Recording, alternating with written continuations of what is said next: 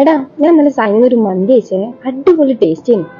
മക്കളെ നമുക്ക് Chinese restaurant തുടങ്ങിയാലോ? നീ ഇപ്പൊ ചൈനീസ് റെസ്റ്റോറന്റ് ആണോ തുടങ്ങാൻ പോണത്? അല്ല ഇന്നലെ പറഞ്ഞ ടെക്സ്റ്റൈൽസ് എന്തായി, കൂട്ടിയോ? എടാ മച്ചാ അത് ഭയങ്കര എക്സ്പെൻസ് ആടാ. ഇത് വലിയ നാട്ടക്കോസിനാണ്.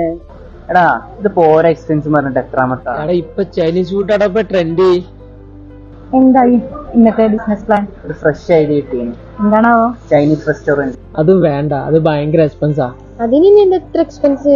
എടാ അത് ബ്രാൻഡിങ് എല്ലാം കൂടി നോക്കുന്ന ഭയങ്കര എക്സ്പെൻസ് ആടാ. എന്റെ സിനാനെ അതിനൊക്കെ എത്ര എക്സ്പെൻസ് ആണോ? എന്നും ഓരോ ബിസിനസ് പ്ലാൻ ഇട്ടിട്ട് ഞാനൊരു ഐഡിയ പറയാം. എന്നെ പാർട്ണർഷിപ്പ് കിട്ടുമോ?